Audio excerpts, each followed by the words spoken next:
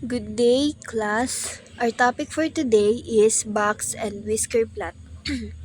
Box and whisker plot is a statistical diagram that provides a visual summary of a dataset's distribution by showing its central tendency, variability, and potential outliers. It is used to visualize the spread and skewness of a dataset, compare distributions across different categories, and identify outliers and variations within the data. There are five key statistics of box and whisker plot. The first one is minimum. It is the smallest value in the dataset that is not considered an outlier. The next one is first quartile. It is the value below which 25% of the data falls. It is the median of the lower half of the data. Sinasabi dito na ito ang median ng lower half. Next naman ay ang median. It is the middle value of the entire dataset. It divides the data into two equal halves. Ibig sabihin dito ay sa given dataset kung ano yung pinakang gitna na makuha natin sa ascending or arranged data ay iyon yung magiging median natin. Next is third quartile. It is the value below which 75% of the data falls. It's the median of the upper half of the data. Ibig sabihin lamang nito ay kung ano man yung makuha natin na median ng ating arranged data na naka-ascending, ito yung nagsisilbing median naman nung nasa higher quartile. The last one is maximum. It is the largest value in the dataset that is not considered an outlier. Let's now begin in the definition of interquartile range or IQR. Interquartile range is a derived measure that quantifies the spread of the middle or 50% of the data. It is not considered as one of the five key statistics, but it is important for understanding the data variability and identifying outliers. Now, let's have an example. Our given dataset is 3, 8, 12, 7, 14, 6, 11, 9, 5, and 10. Ngayon ay dumako naman tayo sa example. Ang ating given dataset ay 3, 8, 12, 7, 14, 6, 11, 9, 5, and 10. Sabi sa step 1, ang ating gagawin ay i-arrange natin ang ating dataset into ascending form. Pag sinabi nating ascending form, ito ay magsisimula sa pinakamababang number pa taas. Kaya ang una nating number ay 3, 5, 6, 7, 8, 9, 10, 11, 12, and then 14. Ngayon na nakuha na natin yung sa step 1, ang gagawin naman natin ay sa step 2. Na kung saan ang sabi ay sa step 2 ay kukunin natin yung kanilang minimum and maximum. Ang minimum ay yung pinakamaliit na number sa naka-arrange na nating dataset, which is 3. And sa maximum naman ay yung 14. Sa step 3, ang sabi dito ay kukunin naman natin yung median nung naka-arrange na natin na dataset. Para malaman natin yung median, kailangan muna nating bilangin ang ating naka-arrange na dataset. 1, 2, 3, 4, 5, 6, 7, 8, 9, 10. Dahil ito ay even number, ang gagawin natin ay kung ano yung dalawang pinaka nasa gitnang number, ay iyon ang ating pag-a-addin. And then, para nga makuha natin yung kanilang median ng ating arranged dataset, ay kukunin natin yung kanilang panggitna. Dahil nga ito yung even number, yung pinakang dalawa na nasa gitna ay pag-a-addin natin at i-divide natin sa 2. So, 1, 2, 3, 4, 5, 6, and then 1, 2, 3, 4. Dahil itong dalawa ang panggitna, ito yung pag-a-addin natin. So, 8, and then 9, then divided by 2. So, 17 divided by 2, ito ay equals to 8.5. Ito ang ating magiging median. Susulat lamang natin dito. And then, ang ating step 4 naman, ay aalamin naman natin yung kanilang first quartile at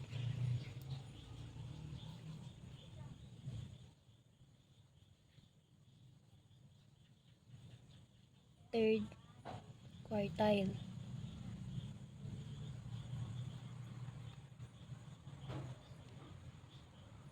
Dahil nga nakuha na natin yung kanilang median, ay malalaman na din natin kung ano nga ba yung panggitna nung ating given. Dahil nga ito ay nasa lower at ito naman ang masasabi nating higher sa ating dataset, kung ano yung nasa gitna nun, nasa gitna ng lower at nasa gitna ng higher, yun yung magiging median ng first na matatawag nating first quartile at third quartile. Sa first quartile, ang magiging median nila ay yung 6. And then sa higher naman na ating dataset, ang magiging ating median or third quartile ay ang 11. Ngayon ay sa step 5 naman ay i-review na lamang natin yung key statistic ng paggawa ng ating box and whisker plot. So, ililista muna natin yung mga nakuha natin mga sagot.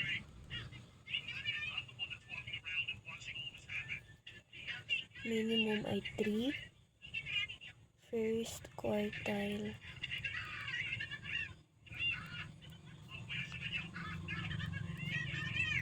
ay quartile ay 6. Ang ating median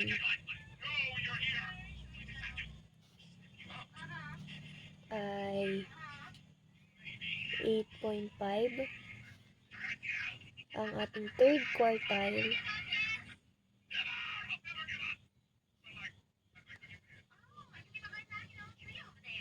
ay 11.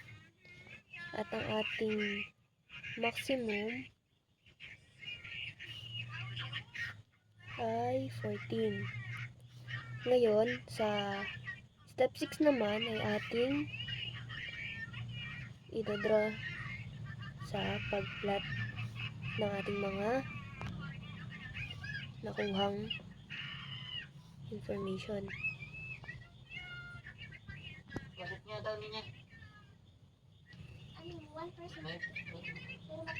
Lalagay lamang natin ulit yung mga nakuha natin. Para hindi tayo malito, ay lalagyan na natin ng linya para alam natin kung alin nga ba yung first quartile, median, at third quartile. Sa first quartile ay 6. And then, sunod naman ay 7. And then 8. 9. Dahil nga ang median natin ay 8.5, dito natin yung lalagay. Then, 10. 11. Dahil ito ay ating median, lalagyan natin sa taas. 12. And then 14. Ngayong nakuha na natin ay i-additional natin yung step 7 sa pagkuha ng IQR. Sa pagkuha ng IQR, ang kailangan natin dito ay yung range ito nung sa 6 and then 11 kung saan ito yung first and third quartile. Ang formula nito ay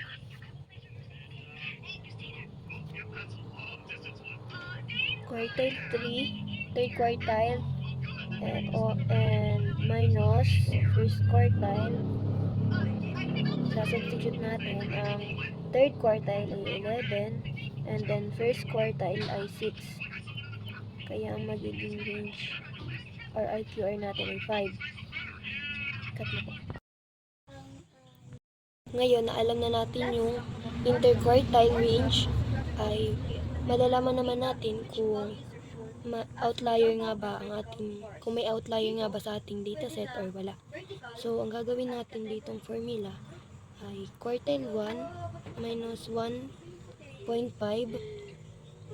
interquartile R, then quartile 3 plus 1.5 IQR or interquartile range. Ating isasubstitute lamang yung ating sa formula. So, quartile 1 is 6 and then minus 1.5. Ang ating IQR ay 5. And then kung hit, and then ang ating third quartile naman ay 11 plus 1.5.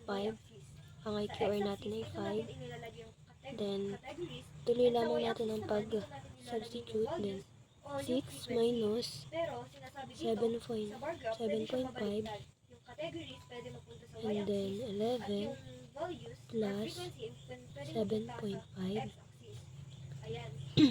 and then ang sunod naman ay magiging 6 minus 7.5 ay magiging negative 1.5.